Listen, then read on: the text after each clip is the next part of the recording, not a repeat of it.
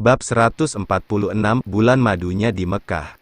Ketika para pasangan memilih untuk melakukan liburan ke beberapa negara, atau pulau yang indah di Indonesia bahkan luar negeri, Syifa dan Ilham memilih mendekatkan diri pada Tuhan, ketika Allah memberikan rezeki lebih, yakni melakukan ibadah umroh.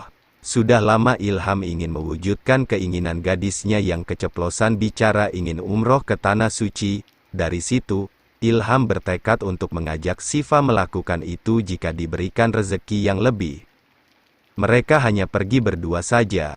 Ketiga anaknya dititipkan pada kedua orang tua Ilham dan Syifa.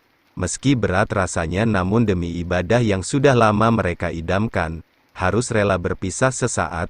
Untungnya triplet mengerti dan merasa nyaman meski tinggal selama hampir 2 minggu bersama kedua orang tua Syifa dan Ilham. Jadi lusa, kalian mau berangkat umroh? Subhanallah, Fa. Beruntungnya kamu memiliki Mas Ilham yang gak pernah berhenti mengajak kamu mengenal pada kebesaran Allah. Cinta tulusnya mampu memberikan banyak hal untuk masa depan yang sudah Syifa jalani, ujar Kiai Lukman. Abi bisa aja deh hehe. Iya Abi, Umi, kami titip anak-anak, niatnya mau bawa juga tapi uangnya nggak cukup.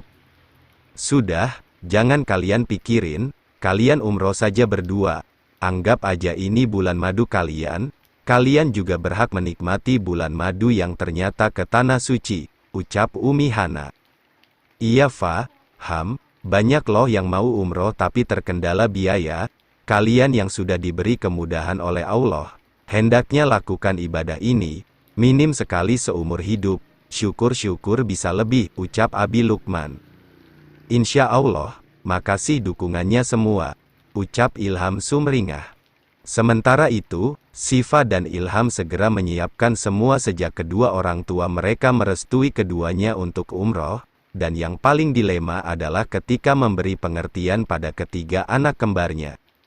Bunda, jangan lama-lama ya pergi umrohnya, kan Zai jadi sedih. Bunda nggak akan lama sayang, nanti kalau udah selesai, insya Allah Bunda akan segera kembali ke Indonesia ya. Zai, Zara sama Zea yang nurut ya sama akung itu dan nenek serta kakek, nasihat Syifa ketiga anaknya dan diamini oleh semuanya. Umroh yang dinanti tiba juga, sehingga kini mereka mengadakan pelepasan untuk Ilham dan Syifa yang hendak pergi umroh.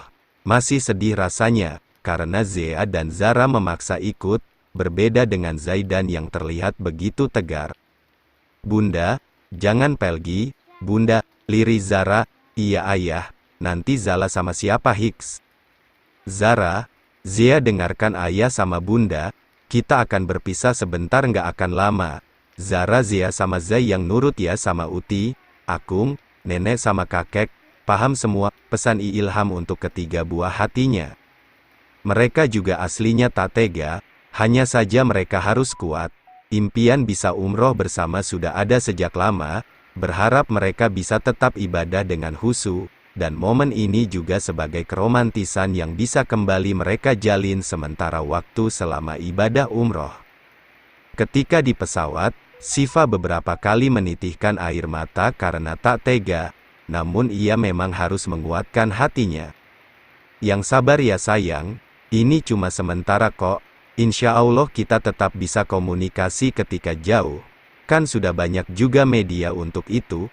Ilham menguatkan ketika pesawat sudah lepas landas ke udara, menuju ke kota Mekah, salah tahu tempat yang menjadi impian mereka untuk didatangi.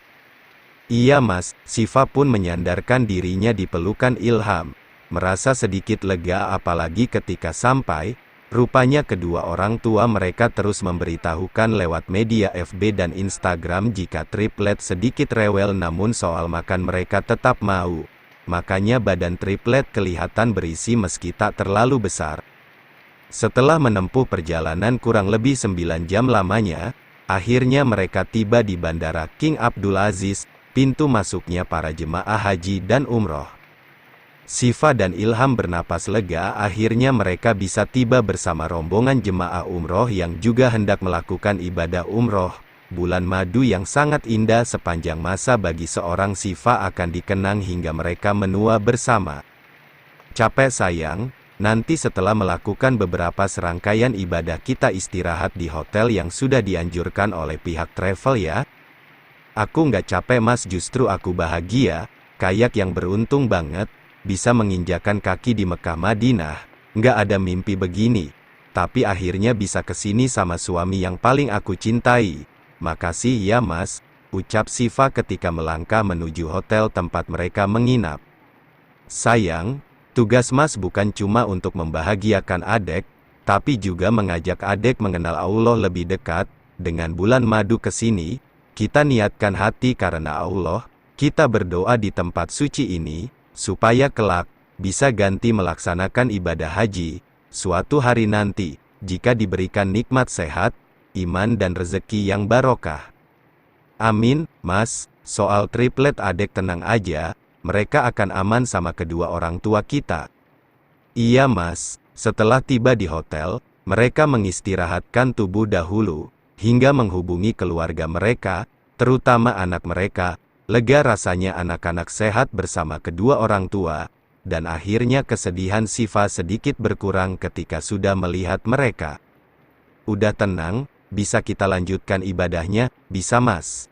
Ya udah adek istirahat malam ini, besok kita akan banyak sekali kegiatan hingga beberapa hari ke depan. Iya mas, Azlan sendiri tengah melihat ke langit, karena ia juga titip doa pada Ilham, terkhusus untuk kedua orang tua dan adiknya yang sudah lebih dulu meninggalkannya, supaya Allah menerangi kuburnya dan jalannya dilapangkan, sehingga kelak bisa berkumpul lagi di surganya Allah. Azlan menatap ke langit lepas. Lagi mikirin apa? Udah titip doa sama Ustadz Ilham? Sudah sayang, minta pernikahan kita langgeng hingga maut memisahkan. Alhamdulillah, katanya itu bulan madu mereka yang udah lama tertunda kan? Salah satunya, tapi itu emang keinginan mereka sih, dan baru terlaksana setelah hampir 5 tahun pernikahan. Masya Allah, semoga Siva selalu istiqomah. Meskipun begitu, aku lihat Siva bisa berubah tergantung bagaimana situasinya mas, di mana ia bisa jadi seorang strong mom dan hot mom ketika berhadapan dengan triplet. Itulah Allah sudah memberikan naluri keibuan sejak Allah meniupkan zuriat di rahim wanita. Kamu juga sedikit berubah, masih ada sisi urakan tapi sangat luwes ketika menghadapi Syafiq. Makasih udah bersabar selama ini, sayang. Sama-sama. Karena ak sumber kekuatan aku, jadi jangan pernah tinggalin aku sama Syafiq ya, ak. Azlan menarik tubuh Rania dalam pelukannya, dan mengelus pucuk kepala Rania. Insya Allah saya akan selalu di sisimu, menjaga kamu sama Syafiq, karena kalian juga sumber kebahagiaan untuk saya, ucap Azlan dengan sumringah. Makasih ak, sama-sama sayang. Azlan dan Rania memilih melanjutkan tidur malam ini karena waktu sudah larut, mumpung Syafiq juga sudah terlelap, makanya ini kesempatan mereka untuk memadu kasih yang sudah lama mereka ingin lakukan, sekalian untuk tetap membuat Rania bahagia agar terhindar dari baby blues yang menyerang ibu menyusui.